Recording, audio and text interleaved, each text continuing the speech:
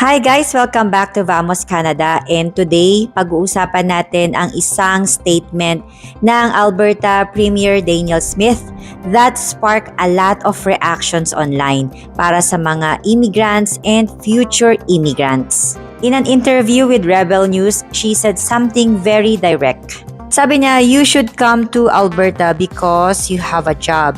Then kapag nakapag-apply ka na ng PR, that's when you can bring your family. And then next thing to happen ay makapag-apply din ng citizenship. She also mentioned that you should be a taxpayer first before accessing social services. So today pag-usapan natin ito, ano ba talaga ang ibig sabihin nito and ano ba ang reality on the ground dito sa Alberta. And so what I've looked at in the UK, Keir Starmer, he's having this conversation about whether you have to work for 5 years before you are able to receive social services. I believe that's their current policy. They're talking about making a person wait 10 years. And so you should come to Alberta because you have a job. You should be a taxpayer first.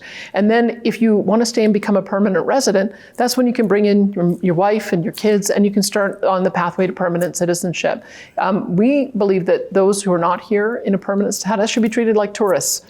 And as a tourist, you don't go to somebody else's country and say, pay for my child care, pay for my education, pay for my health care, pay for my long-term care, give me a pension. We have to get back to something approaching a consensus around immigration again. And so that's what we're going to be looking to Albertans to see if they want to give us a mandate to do that. So guys, to be clear, this was just an interview with Rebel News. Hindi ito bagong batas. Hindi rin ito announcement ng immigration na bagong programa. What she was just emphasizing is Alberta's expectation that people come here to work primarily, contribute to the economy, and pay taxes. So ito guys yung mga key points. So number 1, come to Alberta because you already have a job. Number 2, focus on working first. Thirdly, apply for PR later. So, kung meron ka nang trabaho at meron naman itong PR pathway, iyon ang gustong mabigyan ng focus ng Alberta. And then, kapag nakapag-apply ka na ng PR, that's when you can apply for your family or bring your family in Alberta. And ito pa yung mas mabigat na opinion niya na access to social services should come after you've contributed as a taxpayer. So, this is more on policy mindset than legal instruction. And ayun nga guys, dito na maraming nag-react sa part na ito na kailangan maging taxpayer ka muna bago ka makapag-access ng mga social services katulad ng education, healthcare, at iba pa. Question, why is Alberta thinking this way? Let's be honest, Alberta is a province na heavily dependent sa workforce. We need workers in construction, healthcare, trades, food industry, agriculture. At the same time, ang social services like healthcare, schooling or education, and housing support are all funded by taxpayers. So, ang point ng province is work first, contribute first, then access social services. But guys, ayun, this is not unique to Alberta. Many countries and provinces think this way. Pero ang Alberta Premier Daniel Smith lang talaga ang nakapagsabi nito ng very bluntly. Reality check, is this how immigration really works? Pero I believe guys na kaya na ninyong sagutin ang katanungan na to. The reality, yung rule natin ngayon, this is not the immigration really works. Federal immigration is handled by IRCC, so not the province alone. And based sa ating current na mga pathway, so maraming pathway.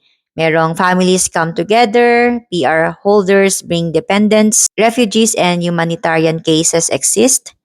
Then also students bring spouses and children. And workers already have access to healthcare once eligible. So dito nga guys sa Alberta, once na meron ka ng status or work permit or student permit, pwede mo nang maiprocess sa registry ang iyong healthcare number. So makakapag-access ka na ng healthcare once na ayun meron ka ng health number. So ayun again sa interview na yun guys, hindi pa siya batas, hindi siya announcement. It is just the expectation or the opinion of Premier Daniel Smith. Next question, how does this feel for immigrants? Understandably, talagang maraming immigrants ang na-offend or na-hurt sa mga statement na ito ng Premier ng Alberta. So kayo guys, ano ba ang opinion ninyo dito sa ating topic? Feel free to share sa ating comment section. So marami nga guys ang nag-react kahit mga ibang lahi din ay hindi napigilan na ibigay yung kanilang mga komento sa interview na ito ng Premier Daniel Smith. So, ito, isang nag-comment na you should still include public health benefits like they are eligible to receive vaccines, flu shots, etc., which is important for Alberta's public health. So, my point nga naman kasi kung compromise yung health ng mga workers or temporary foreign workers, hindi maiwasan na maapektuhan din yung mga PR or Canadian whatever status kasi nga pag virus, ayun, nagkakahawaan. And next, may nag-comment din, I don't agree with this because if you are a foreign worker, you are paying income tax yearly. So you should be entitled to healthcare and other benefits just like anyone else. For example, my previous employer hired me in 2006, and since then I have never stopped working nor have I collected employment insurance or EI. Now I am a citizen here in Canada. However, please don't mistake foreign workers for refugees or immigrants as they are distinct groups with different statuses and rights. Foreign workers contribute significantly through their taxes and labor, and they deserve access to essential services including health care. So, yun ang kanyang komento. And last, ayan, isang nag-comment, it is important to understand that not all non-permanent residents are the same. Many individuals on work permits and international students with legal work rights pay taxes and make meaningful contributions to Canada's economy and communities. Denying basic health care to such individuals when they need it would be deeply inhumane.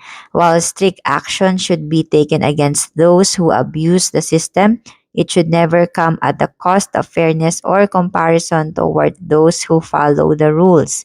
I strongly believe Canada will continue to uphold this balanced and humane approach. So marami talaga ang may kanya-kanyang opinion. So kayo guys, feel free to, again, i-comment na ninyo ang inyong mga saloobin patungkol dito. Siguro guys, sa aking opinion, as someone living here in Alberta for, ilang taon na ba kami?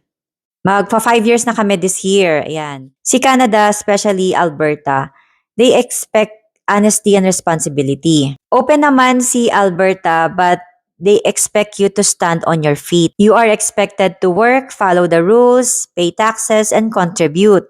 Pero isa lang din ito sa ma-appreciate mo sa Canada na si Canada appreciate yung family reunification. They value families, due process, and fairness. So the key takeaway, plan smart, come prepared, and don't assume everything will be provided right away. So ayun guys, what do you think? Do you agree sa statement ng Premier Daniel Smith ng Alberta? Just comment below sa ating comment section. At kung gusto po ninyo ng mga real talk about life, work, immigration topics dito sa Canada, please follow Vamos Canada.